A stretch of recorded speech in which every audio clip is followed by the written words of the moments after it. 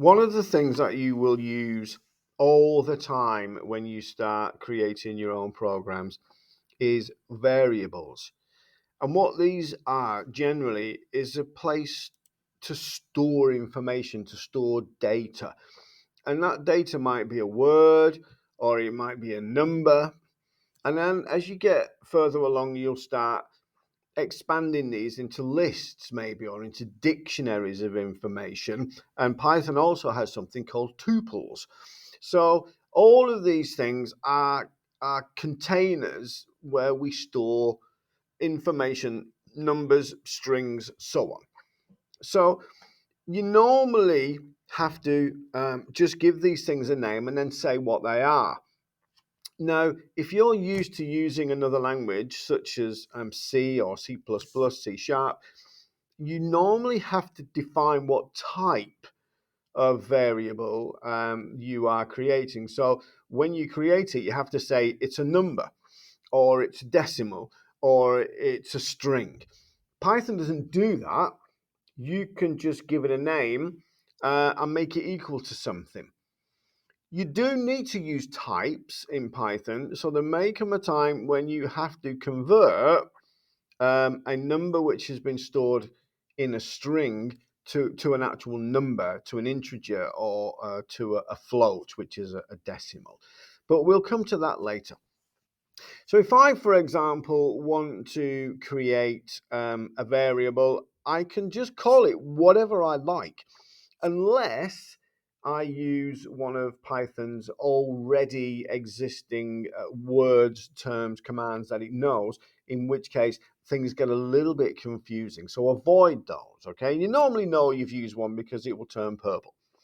So I could just call a variable x, for example, and make that equal a number, okay? So that's as simple as it is, right, to create a variable. Now, x isn't a great name for a variable because at the end of the day, it doesn't mean a lot. So sometimes it's better to actually give these things names that make sense in the context of what it is you're trying to create. So if you're doing a conversion, say from feet to meters, and you want a variable that's going to store the number for feet and another that's going to store the number, for meters, then you might want to call your variable feet, call your other variable meters, so you actually know, what's actually going on. It makes some sense here. Okay.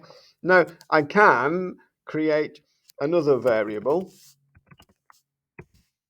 Now, feet and meters don't mean anything to Python. All it knows is if you use meters somewhere else, that's 9. If you use feet somewhere else, that's 10. So I could, in theory, create another variable that just adds these things together. So I could call it total, okay, and then I could just do meters plus feet, okay, and that would just basically create another variable which would be equal to 19. So these variables by themselves, they don't mean anything to Python. That's why that you can call them whatever you like. It's the same in pretty much any programming languages. It means something to you. So when you maybe use that later on in a function, or you want to print it to the console, for example, then you understand what it means, and you can write something that uses that in a way that makes some sense. Now, to print things to the console in Python, you just use print, and then you write in between those two curly braces whatever you want to print to the console. So if I want to print meters, I can just print meters, and when I run that, you can see 9 appears because meters equals 9. Now, if I wanted to print feet, okay, then it prints 9, and 10 because meters is 9 and feet is 10. Okay, this is how variables work. It's just a storage container. That's how you need to think of it, as a place where things get put. They can change. Okay, they can be dynamic. That's the whole point of them. So if I now print the variable that I call total,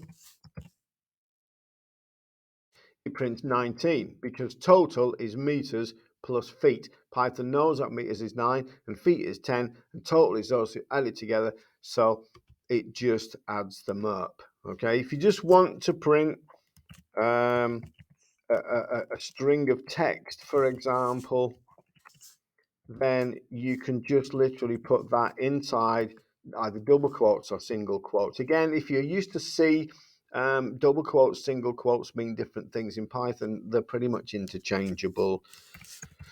And if I want to print here now, you can see in the console I've got 9, 10, 19, and hello. And if I wanted to print those in a sentence, then you do it like that. So now you can see it says hello 9. So and again, if you want to add them together, you can do that in your prints. And there are some really nice ways that you can format strings as well in Python, which we'll get to later on.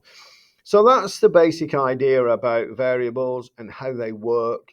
And you will spend a lot of your time creating and using these things because they're just like used in every program you ever write.